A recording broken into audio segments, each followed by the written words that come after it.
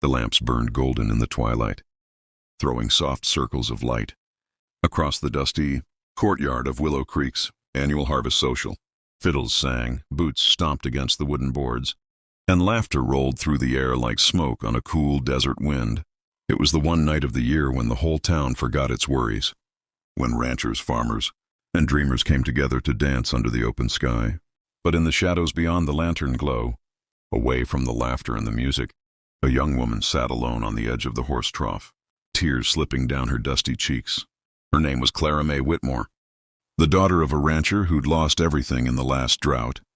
She had come to the social with hopes that maybe, just maybe, someone would look at her the way men used to, before her fathers' debts had turned them into outcasts. But instead, she'd been reminded that small towns could be cruel. Whispers followed her, the laughter sharper than spurs. The man she'd once trusted, the sheriff's son, had turned his back on her that night, arm in arm with another girl in a crimson dress. That was when she slipped outside, where the music faded and only the wind kept her company. She pressed her face into her hands and let herself cry. She cried for her father's ruined ranch, for her mother buried on the hill, and for the shame that seemed to cling to her name like dust that wouldn't wash off. She didn't hear the footsteps at first, steady, slow, deliberate. It wasn't until a low voice broke the silence that she lifted her head. "Ma'am, you look like someone who's had a rough night." Standing there was a tall man, hat low over his eyes, coat brushed with trail dust. His shirt was worn but clean, his hands rough from work, and his gaze steady in a way that made the world stop spinning for a moment. It was Jonah Cole, the cowboy who drifted through Willow Creek every few months, working odd jobs on nearby ranches before riding off again. Folks called him a loner, a man with a past he didn't talk about, but no one could deny the quiet kindness that lived in his eyes. Clara blinked through her tears, embarrassed to be caught like this. "Please," she whispered, "just leave me be." Jonah didn't move. He took off his hat and turned it slowly in his hands. "Can't do that," he said gently. "Wouldn't sit right with me, walking away from someone crying alone in the dark." She wanted to tell him to go, to keep his pity, but something in his voice, low, calm, steady, cut through the ache in her chest. He stepped closer, close enough that the lamplight caught the scar on his cheek and the silver glint in his gray eyes. "I've been where you are," he said after a long pause. "World's got a mean way of breaking folks down. But crying alone don't make the hurt any smaller." Clara wiped her face with her sleeve, the gesture more stubborn than graceful. "You wouldn't understand." Jonah's jaw flexed. "Try me." And so she told him, haltingly at first, then in a rush, the story of the debts, the betrayal, the gossip that chased her through town like wildfire. Jonah listened without interrupting, his eyes never leaving hers. When she finished, she felt strangely lighter, as though the words had lifted some of the weight from her chest. He didn't offer empty comfort or soft promises. He just nodded as if he truly saw her, and that meant more than any fancy words could. When the music from the barn swelled again, a lively tune for the next dance, Jonah offered her his hand. "You should be in there," he said. "Don't let the fools who talk keep you from the good things left in this world." Clara looked at his hand but didn't take it. "They'll stare." "Let 'em," Jonah said, his voice a soft growl. "Ain't there eyes you're living for?" For a long heartbeat she hesitated. Then with a breath that trembled on her lips, she placed her hand in his. His grip was warm, steady, the kind of hold that made her feel, for the first time in a long while, safe. When they stepped back into the light of the social, the music faltered for just a moment. Heads turned. The sheriff's son stopped mid-step, his new girl clutching his arm. But Jonah didn't flinch, and Clara held her head a little higher. They moved to the dance floor, and as the fiddler struck up a new tune, Jonah led her into the rhythm, slow, sure, unhurried. The world blurred around them. Lanterns spinning, skirts twirling, boots thudding against the boards. For that one song, Clara forgot the whispers, forgot the shame, forgot everything but the sound of his voice and the strength of his arm, guiding her through the dance. When the song ended, Jonah leaned close enough that his words brushed her ear. "You got more grit than you know," he murmured. "Don't let him take that from you." She pulled back, eyes shining with tears, not from sorrow this time, but something fiercer, braver. "Why are you doing this?" she asked softly. Jonah looked at her for a long moment, then said, "Because someone once found me crying once too." and they didn't walk away. Before she could reply, a shout rang out from across the square. A drunk ranch hand stumbled toward them, slurring something about the ruined Whitmore girl. Jonah's face hardened. In 2 steps, he was between Clara and the man, his tone low and calm, but edged with warning. "Best you walk away, friend." The ranch hand sneered, but took one look at Jonah's eyes and thought better of it. He turned and vanished into the crowd, muttering. The tension broke, but Jonah didn't move. His hand still rested lightly at Clara's waist, and in that simple protective gesture, something shifted between them. The night went on. The dancing, the laughter, the flicker of lanterns, it all seemed distant now. When the social ended and the crowd drifted away, Clara and Jonah lingered under the fading glow of the lights. The stars had come out, sharp and endless above them. "Where will you go next?" she asked. Jonah smiled faintly. "Don't rightly know. Haven't had a place to stay put in a long time." She hesitated, then said, "You could stay here. Just for a while." He looked at her, really looked at her, and something in his eyes softened. "You sure about that?" She nodded. Maybe I could use someone who doesn't walk away." Jonah didn't answer right away. He just reached out, brushed a strand of hair from her face, and said, "Then I reckon I'll stick around." As the first hint of dawn crept over the hills, Jonah Cole, the man who never stayed anywhere longer than a season, found himself wanting, for the first time, to stop running. And Clara May Whitmore, the girl who thought she'd lost everything, realized she might just have found the one thing worth holding on to. The dawn light spilled over the edge of the prairie, painting the town of Willow Creek in shades of gold and amber. The morning air carried the scent of dust and coffee, mingling with the soft creak of saddle leather and the distant call of crows. Clara May stood on the porch of her father's old ranch house, the boards beneath her feet weathered and splintered but strong, just like her. Inside, a kettle whistled softly. She'd been up since first light. Her hands busy, though her mind was miles away, tangled in the memory of the night before. The dance, the music, the man who'd stepped between her and her pain. Jonah Cole. The name had burned into her thoughts like a brand. He hadn't said much when she'd offered him a place to stay. He just nodded, tied his horse to the post out back, and slept in the barn. It was strange having someone else around the ranch again.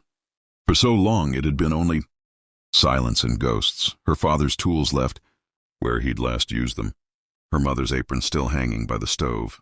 But now there was a new sound, the steady rhythm of boots on dirt, the soft whinny of a horse being tended, the low hum of a man working who didn't ask for anything in return. Clara poured 2 cups of coffee and carried them outside. Jonah was fixing the fence line, shirt sleeves rolled to his elbows, the morning sun catching on the sweat along his brow. He looked up when she approached, his expression calm, a hint of a smile hiding in the corner of his mouth. "Morning, Miss Whitmore," he said, taking the cup she offered. "It's Clara," she corrected softly. "Just Clara." He nodded once, sipping the coffee. "Then it's Jonah." They stood there in easy silence for a while, the quiet filled with the sounds of the land waking up. The wind brushed against the tall grass, and somewhere a hawk cried out. For the first time in years, Clara felt a kind of peace she hadn't known she still had in her. But peace in Willow Creek never lasted long. By noon, word had spread that Jonah Cole was staying at the Whitmore Ranch. The same voices that had whispered about Clara before now found new venom to spread. The saloon men said he was an outlaw, a drifter running from his past. The sheriff's wife claimed she'd seen his name once on a wanted poster back east, and the sheriff himself, the same man whose son had once broken Clara's heart, rode out to the ranch that evening with 2 deputies at his side. Clara was tending the garden when she saw them coming, dust rising behind their horses. Jonah stepped out from the barn, wiping his hands on a rag, his jaw tightening just enough to tell her he knew trouble was coming. The sheriff pulled up and dismounted, boots crunching in the dirt. "Afternoon, Whitmore," he said, tipping his hat without warmth. His eyes shifted to Jonah. "Heard you've taken in a guest." Clara crossed her arms. "He's helping with repairs." "That's all." The sheriff's gaze hardened. "You'd best be careful who you let around your property. This man's got a reputation." Jonah didn't flinch.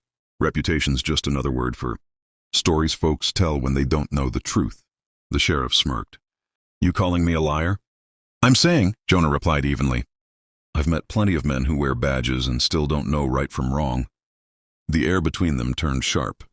Clara stepped forward, her voice trembling but firm. That's enough. Jonah's done nothing but help me. You've no right to come here and talk to him that way. The sheriff looked at her, then at Jonah, his eyes narrowing. You'd best watch yourself, Whitmore.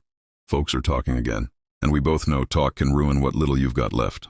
He mounted his horse and rode off, leaving a trail of dust and tension behind him. For a long while, neither of them spoke. Then Jonah said quietly, You didn't have to stand up for me. Yes, I did, she answered. You stood up for me first. That night the wind howled across the plains. A storm rolled in from the west, bringing with it thunder, like distant gunfire and rain, that beat against the roof in steady, relentless rhythm. Clara couldn't sleep. She got up, pulled on her shawl, and stepped outside. Jonah was sitting on the porch, rain dripping from the brim of his hat, eyes fixed on the horizon. Can't sleep either, he asked without turning. She shook her head and sat beside him. You really running from something, Jonah? He was quiet for a long time before answering. Used to be part of a ranch crew down near the border. Worked hard, rode harder. Then one night things went bad, real bad. A man got shot. Sheriff said I was to blame. I didn't wait to find out if they'd hang me for it. Been riding ever since. She looked at him, the stormlight flashing across his face. And were you to blame? Jonah's voice was low. No, but it doesn't matter much in a world that chooses what it wants to believe. The silence that followed wasn't empty. It was full of unspoken truths. Of two people who knew what it was to be judged, to be left behind. Clara reached out, her hand brushing his. Then let them talk. We'll make our own truth here. For the first time, Jonah let himself smile, a real one. Small and honest. You really think the world lets people start over that easy? I don't care what the world lets us do, she said softly. We'll do it anyway. The storm passed before dawn, leaving the air clear and clean. Over the next few weeks, they worked side by side, fixing fences, tending cattle, painting the porch. Little by little, the ranch began to look alive again. The neighbors still whispered, but Clara no longer hid from their stares, and Jonah no longer planned his next ride out of town. There was something between them, steady and quiet, like the hum of summer wind through tall grass. Then came the day the sheriff's son returned, drunk and bitter. He rode up to the ranch shouting for Clara. Jonah stepped outside, gun holstered but ready. This ain't your place anymore, Jonah said, his voice low. The man sneered. She's mine, Drifter. Always was. Clara stepped out before Jonah could speak. Her voice cut through the tension like a blade. No, I was never yours. You left me when I needed you most. Jonah stayed. The man's hand twitched toward his pistol, but Jonah was faster. In one smooth motion, he drew and fired, not to kill, but to send a bullet through the man's hat, clean and precise. The sound echoed across the plains. The sheriff's son froze, pale as chalk, then turned and fled. When the dust settled, Jonah holstered his gun and looked at Clara. Guess that's settled then. She smiled through her tears. Guess it is. Weeks turned to months. The ranch flourished again. People still talked, but now their words carried a different tone. Respect, maybe even admiration. Jonah Cole, once a drifter, had become part of Willow Creek. And every time someone passed the Whitmore ranch, they saw the man who'd found a woman crying at the social and never left her side again. On a warm summer evening, under the same lantern light where they'd first danced, Jonah took Clara's hand once more. When I found you that night, he said quietly, I didn't reckon I'd find my home too. She smiled, tears shining in her eyes. You didn't just find it, Jonah. You built it. The music from the town drifted through the air again, soft, nostalgic, full of life. And as they danced beneath the fading sunset, the world around them seemed to slow, the years of hurt melting away into something new, something whole. Jonah Cole, the man who never stayed anywhere, had finally found his place. And Clara May Whitmore, the girl who'd once been broken by the world's cruelty, had found a love strong enough to heal it all.